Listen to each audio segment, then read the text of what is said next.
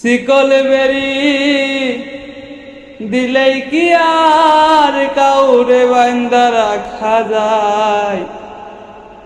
যদি থাকিতে না চাই কি লাভ হইল শিকল বেরি দিয়া পাখির পায়।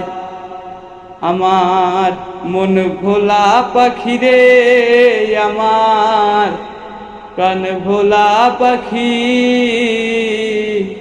কোন আসমানে উড়ো রে মন চাইয়া যাইয়া দেখি। আমার মন ভোলা পাখিরে, আমার প্রাণ ভোলা পাখি,